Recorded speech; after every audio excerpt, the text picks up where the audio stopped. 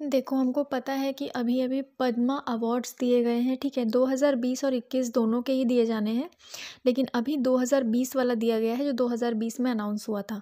तो उनमें से ही एक पद्मा अवॉर्डी है जिनको पद्मश्री मिला है। हम सबको पता है पद्म भूषण, विभूषण और पद्मश्री दिया जाता है, ठीक है? तो इनको पद्मश्री मिला है जिनका नाम है तुलसी गौड़ा, और ये बहुत ज़्यादा चर्चा में है अपनी ड्रेस की वजह से।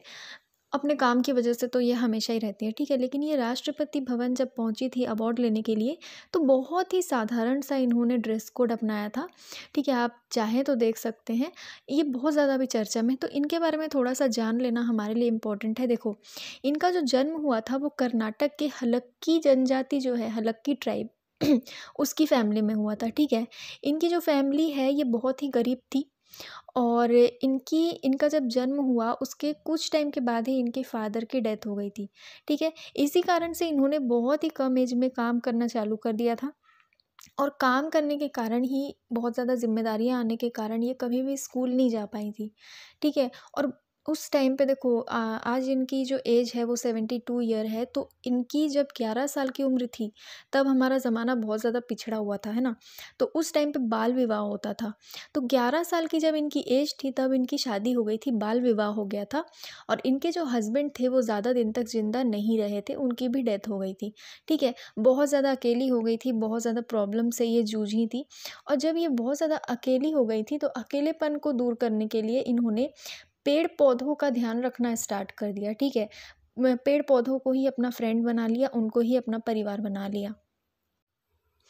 इनको ट्री गॉडेस भी कहा जाता है, ठीक है? ट्री गॉडेस तुलसी गौड़ा जी को कहा जाता है, और इनको इनसाइक्लोपीडिया ऑफ फॉरेस्ट भी कहा जाता है। इनसाइक्लोपीडिया ऑफ फॉरेस्ट इसलिए कहा जाता है क्योंकि इनको बहुत ज़्यादा नॉलेज है जड़ी बूटियों की, उसके बाद फॉरेस्ट के जो भी पेड़ पौधे उगते हैं उनके बारे में बहुत ज़्यादा नॉलेज है इनको, इसलिए इनको हर टाइप के पेड़ पौधों की जानकारी है, ठीक है? जैसे कि पौधे के लिए किस टाइप के सॉइल की ज़रूरत है, ठीक है? कितना ज़्यादा पानी किस पौधे को देना पड़ता है, मतलब हर तरीके की बीज के बारे में जानकारी है, हर चीज़ के बारे में इनको जानकारी है, ठीक है? उसके बाद इन्होंने इन्वायरमेंट से रिलेटेड भी बहुत सारे काम किए हैं। इन्होंने जो फॉरेस्ट में जो पशु होते हैं उनका जो शिकार किया जाता है, हंटिंग किया जाता है, उसको रोकने के लिए भी बहुत कुछ किया है। फिर फॉरेस्ट फायर, मतलब जंगल में जो आग लग जाती है उसको कम करने के लिए भी बहुत ज़्यादा काम किया है, ठीक है? ये जो फॉरेस्ट डिपार्टमेंट है उससे जुड़कर भी एज ए वॉलंटियर इन्होंने काम किया है। इन्होंने मतलब पेड़ पौधों से रिलेटेड, फॉरेस्ट से रिलेटेड, पशुओं से रिलेटेड, मतलब समझ लो इन्वायरमेंट से रिलेटेड इन्होंने बहुत सारे काम किए, बहुत ज़्यादा सोशल वर्क किया है, इसीलिए आज इनको पद्मश्री दिया जा रहा है, ठीक है? इन्होंने, कहा जाता है कि अपनी ज़िंदगी भर में इन्होंने 30,000 से भी ज़्यादा पौधे लगाए हैं, ठीक है? तो देखो, ये सब काम को सराहना भी चाहिए, क्योंकि अभी वैसे ही इस टाइप के काम करने वाले बहुत ही कम लोग मिलते हैं, क्लाइमेट चेंज के बारे में सोचने वाले बहुत कम लोग मिलते हैं।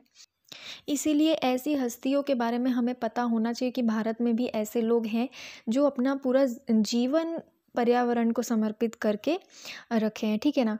तो देखिए, आज के लिए इतना ही, क्योंकि हमने डिटेल में इनके बारे में डिस्कस कर लिया है और डिस्कस करना ज़रूरी भी था। सिर्फ अवार्ड के हिसाब से नहीं, आपको इनके बारे में व्यक्तिगत रूप से भी पता होना चाहिए, ठीक है? तो फिर भी अगर आपको कोई डाउट या कन्फ्यूजन हो तो आप मुझे कमेंट में पूछ सकते हैं। तो थैंक यू।